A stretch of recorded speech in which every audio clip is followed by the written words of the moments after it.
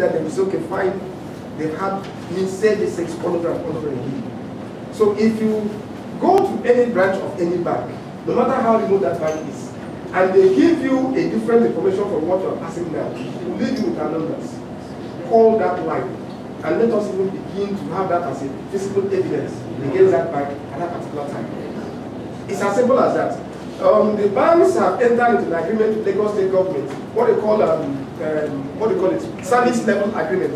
That once they are going to open up all their branches for Lagos State government collections. So the MDs of those banks, let's even begin at that point. The managing directors of any bank will frown at any branch of a bank that refuses to acknowledge Lagos State government payments, because that is a breach of contract and it's not good for the reputation of the bank. We have gone as far as that. So anything anybody is telling you, apart from what we are saying here, is completely false. Like yesterday, I also made this statement, maybe I'll recount it again. Mr. Biggs used to be very popular. I'm sure it's also popular. I don't know, I see them around. What I was going on, if you have not gone to Mr. Biggs, you don't feel yourself. That's when you get to where you go to get yourself. But there was a technology there. That's first I'm talking about myself. I'm not about you. That's where I saw that technology first. When you give them your money, they punch some buttons on their system, put the money in there, and then at that point, a scroll comes up, which is a receipt. Am I right? Yeah. How long does it take that receipt to come out? Immediately. Immediately. On eBay, the last point of transaction is a receipt. Once you have entered into eBay and you have started posting your transaction, you can never leave eBay until there is. When would that be? 2 days after? Or 1 week after? And the system is programmed in a way that even if you say you don't have network, for 2 days, I will go to my bank, to my bank's ATM to get some money. They will be telling me the issuer is not operating, the issuer is not operating. They will be telling me that it is not their fault, because the system, they will tell you, if you go to the bank, they tell you their system is down. What they mean by their system is down, the internet connection is weak. It can't carry the process. So even if you like, break your head against the wall, there's nothing they will do. You're just shouting and you're just disturbing yourself. The teller there will not do anything, he will not do anything, so you're just disturbing yourself. So if they say the teller is down, the system is down, it simply means that their network is down, the internet connection is weak, it can't carry the transaction through. We knew that right from the word.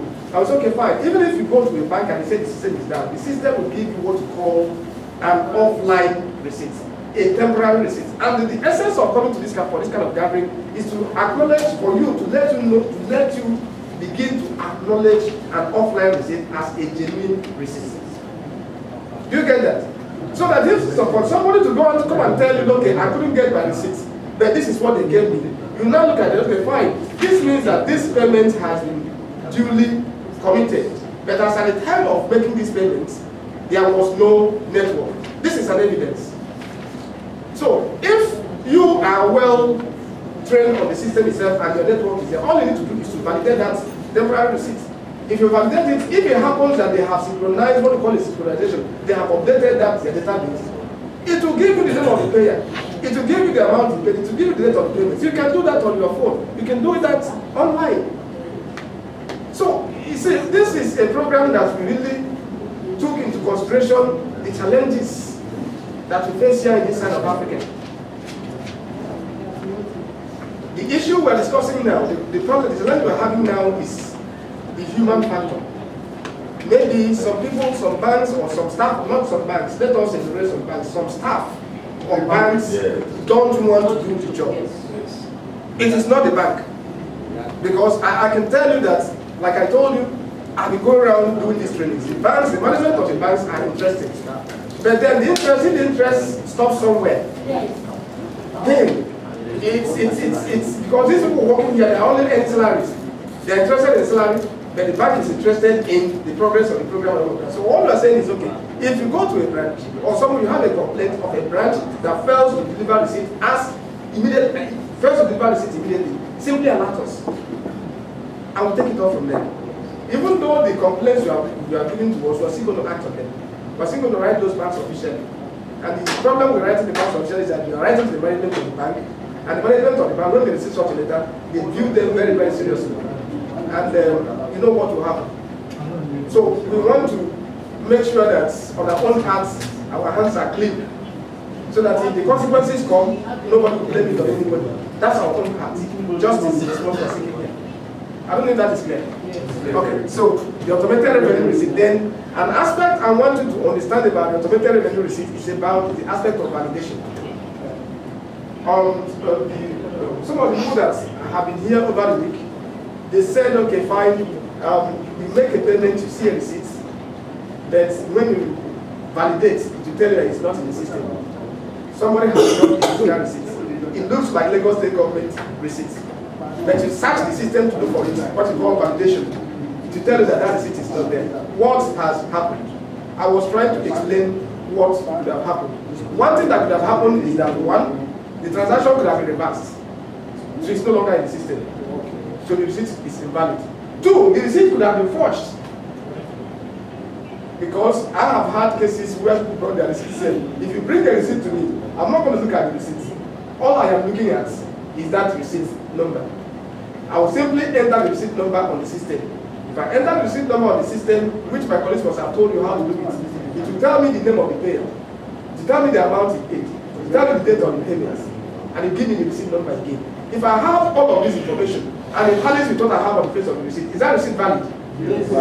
So if the receipt number is not in the system, how is it going to come? So what looks like a receipt is not a receipt. So those are the issues that we want to encourage you to handle. Don't give anybody any service unless you have validated your receipt.